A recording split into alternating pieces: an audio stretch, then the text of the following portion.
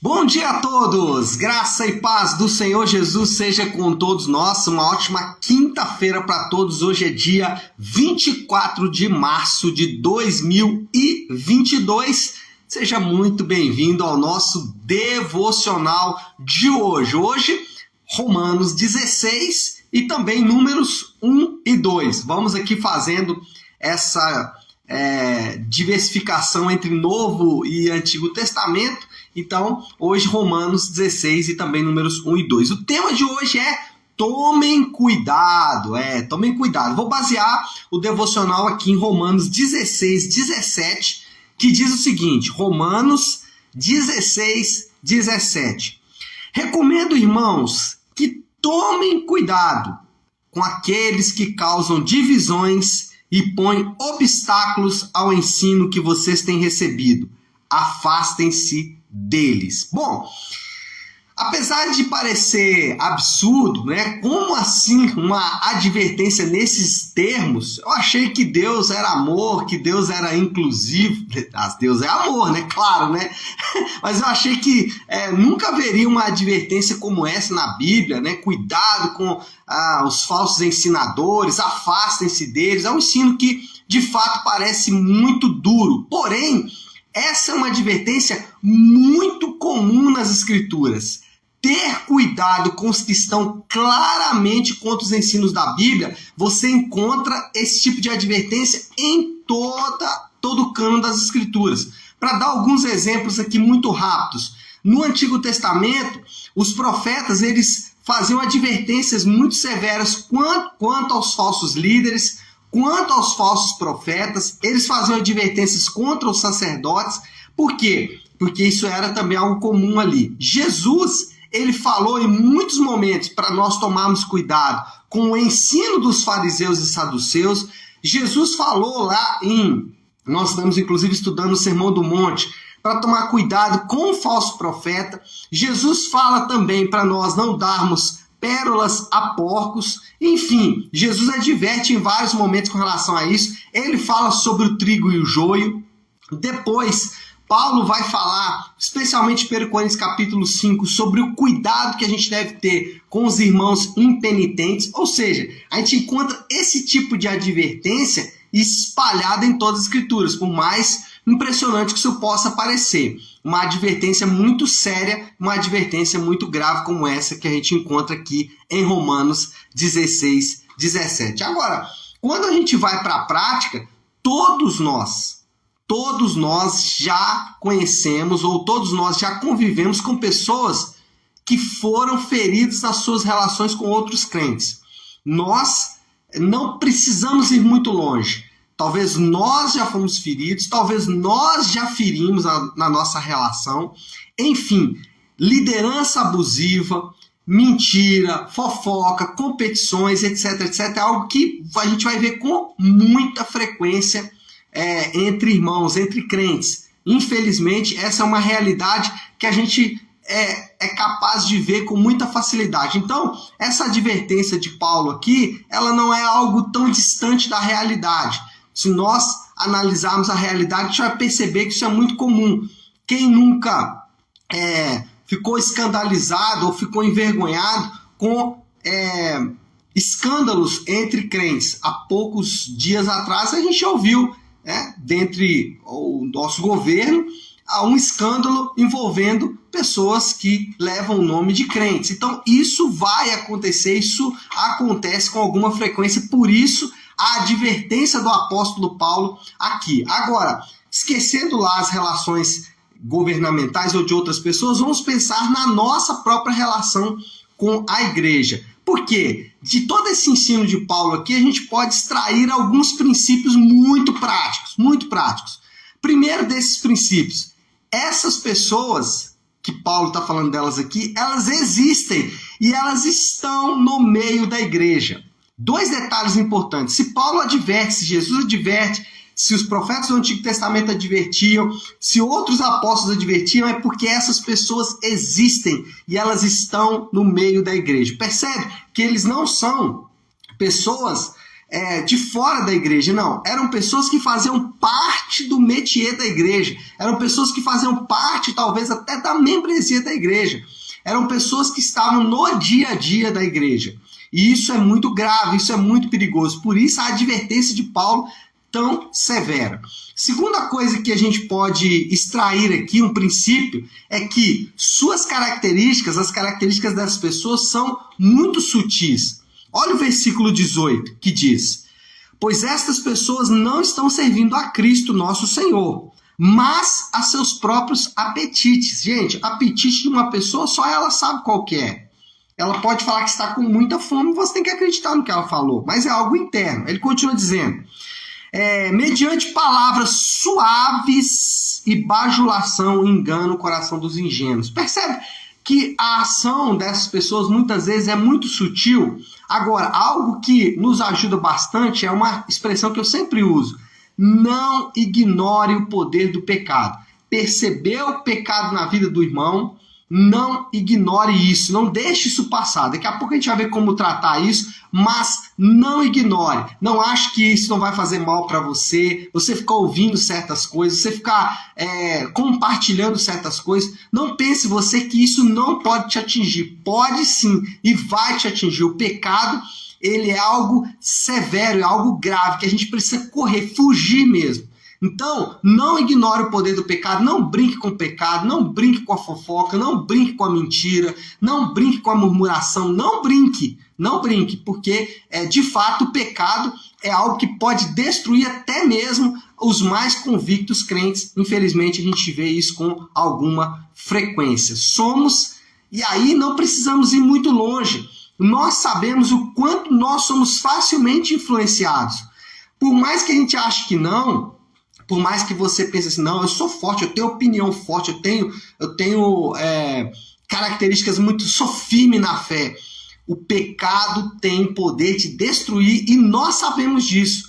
Quantas vezes nós somos influenciados para fazer coisas que a gente não queria e a gente acabou fazendo ou pensando porque ouvimos demais. Gente, nós sabemos o quanto determinadas mídias podem influenciar a opinião das pessoas. Isso é fato, né? Então, cuidado, porque a característica dessas pessoas é sutileza.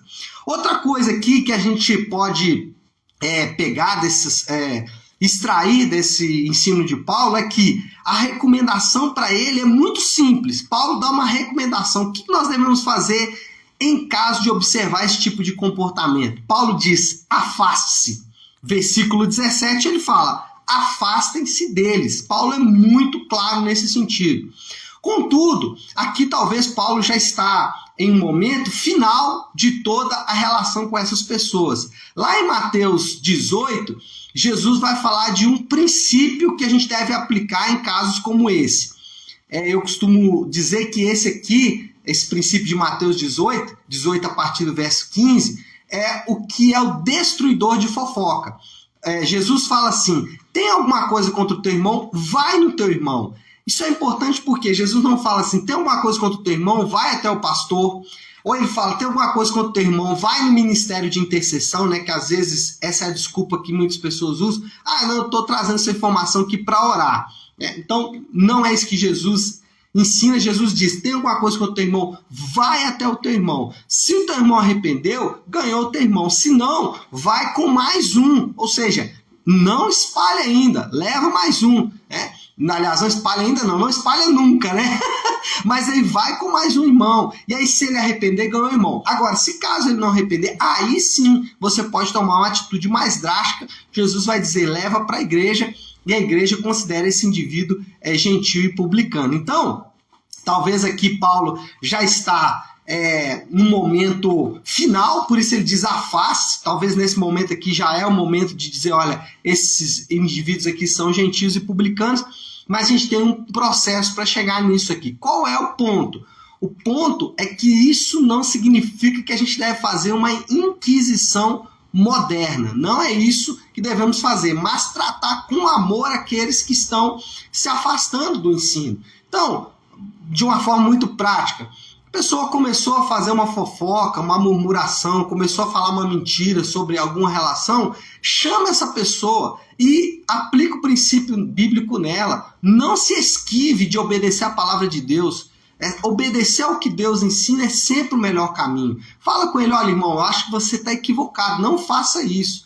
Alguns anos atrás, uma relação que na igreja anterior que eu vinha, a gente estava tendo alguns problemas lá com alguns irmãos, e eu sempre dizia isso para as pessoas. Quando alguém vinha falar para mim, né, dessa situação, eu falava assim: não vamos falar de alguém que não está aqui para se defender. A gente não pode igualar no caráter. Se um grupo faz fofoca, você não precisa fazer fofoca. Não iguala no mau caráter. Você tem que ter o caráter acima. A nossa justiça tem que sobressair dos fariseus e saduceus. Então, não faça uma inquisição moderna. Trate o irmão com amor, trate o irmão com o devido respeito que a Bíblia diz. Agora, talvez vai chegar um momento que não tem mais o que fazer, porque as tentativas já foram feitas de várias maneiras. Quarto princípio aqui: pode haver uma ação de demônios. Pode ser que o que está acontecendo ali é uma ação de demônios. Olha o que Paulo diz no versículo 20. Em breve, o Deus de paz esmagará Satanás. A conclusão de Paulo sobre esse ensino é que a ação por trás ali é uma ação de demônios. Então, nós não devemos ignorar que Satanás ele trabalha contra o povo de Deus. Nós não devemos ignorar que os demônios eles estão atuando entre o povo de Deus. Isso é lamentável, mas isso é o que a gente percebe e é o que a gente vê, e o texto também nos ensina isso. Agora, o princípio aqui mais elementar, e talvez algo que a gente precisa pensar, será que não somos nós os que estão causando divisões? Porque a gente tem a tendência de ler isso aqui e ficar procurando quem são essas pessoas. Mas será que nós não somos essas pessoas? Essa é uma boa pergunta. Qual é a característica que pode nos ajudar a perceber se nós estamos atuando como esses falsos irmãos aqui no meio da igreja? Primeiro, interpretação incorreta ou torta da Bíblia. Quando as pessoas elas fazem interpretações próprias, sem levar em conta o bom ensino das Escrituras, sem levar em conta o bom ensino de outros teólogos, né? A gente tem balizadores que são importantes. Na nossa igreja, por exemplo, na nave, nós temos a nossa declaração de fé, nós temos o catecismo, e são as formas como nós ensinamos os nossos irmãos. E se você está fugindo desses ensinos, isso de fato pode ser algo muito grave. Você pode estar causando uma divisão aí na sua igreja. E esse é o segundo ponto. O que você faz e o que você fala causa divisão? Se sim, você é um desses irmãos e você precisa tomar cuidado. Eu estou falando aqui com você e olhando para mim, é claro. Todo lugar que tem duas visões, isso causa um problema grave. E esses irmãos estavam causando exatamente isso. Então essa é a segunda característica. Primeiro, interpretação incorreta da Bíblia. Segundo, divisões. E terceiro, que talvez seja a característica principal desses irmãos aqui, é o egoísmo. O que eles tinham como características? Eles estavam pensando no próprio apetite. Então, esses irmãos, eles tinham essa característica, a característica de serem egoístas. E essa é uma característica que nós precisamos tomar cuidado. Será que o que eu faço é só pensando em mim mesmo, só para obter vantagens? Esses três, nenhum deles separados pode causar isso, mas essas três juntas, de fato, compõem aqui a característica. E é bom perguntar, será que eu não sou aquele que está causando essas divisões? Essa é uma pergunta, e essa é uma pergunta que a gente deve fazer. Será que não somos nós que estamos causando isso?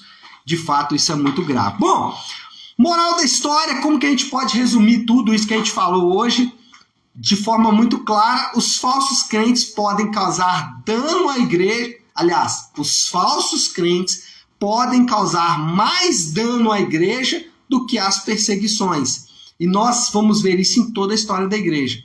Falsos crentes são mais danosos para a igreja do que as perseguições fora da igreja. As perseguições, às vezes, vão fazer a igreja ficar mais forte, mais firme. Agora, indivíduos como esse, falsos crentes, eles são de fato muito, muito danosos. Por isso que nós devemos ficar alertas. primeiro com nós mesmos e segundo para não cair no engodo, no engano de pessoas como essas. Infelizmente elas estão aí no meio da igreja. Se não fosse assim, não haveria tantas advertências nesse sentido. E o desafio? Qual que é a aplicação que a gente faz de tudo isso? O desafio do Léo desta quinta-feira é orar e vigiar para que o nosso coração seja protegido. E aqui em dois aspectos.